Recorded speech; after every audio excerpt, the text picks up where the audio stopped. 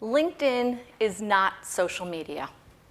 I want to really frame this time that we have together around that, because so many people will say to me, well, it's sort of like Facebook for adults, right? No.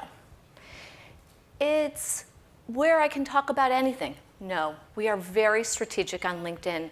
And that's why I really frame it in the sense that it's a business tool. And when I talk to CEOs all over the country, when we talk about LinkedIn as a business tool, they suddenly look at it from a different perspective. And that's what we want to talk about today. So first, we want to talk about how to turbocharge your LinkedIn profile. Visual, we want to make it interesting, and so I'm going to give you some tips on that.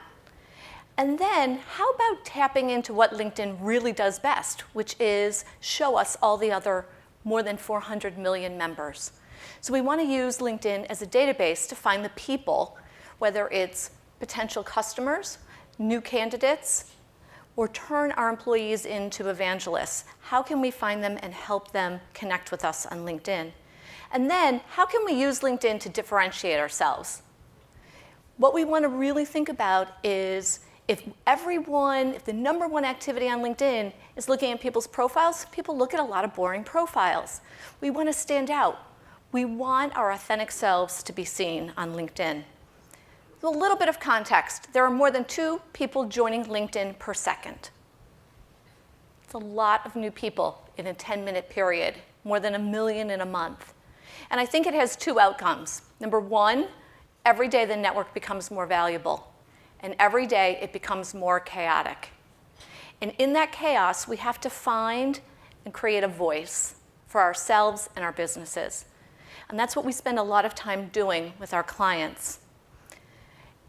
Every one of us is responsible for at least, if not all, of the following: raising your firm's visibility and building relationships. Sales, having a business, it's a relational aspect, even if you have an online business.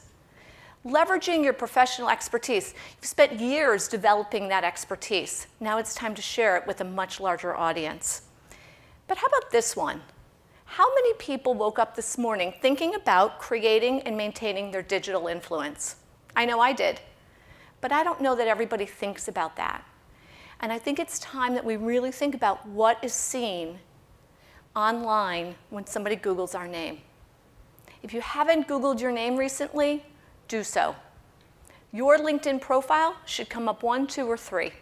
If it's not, we really need to do some editing there. But this maintaining digital influence is really important because we know, the statistics show and tell us that more than 70% of the buyer's journey is done before they engage anyone in your company. They've gone online, they've vetted you.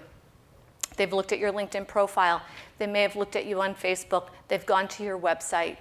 And even if you've had a referral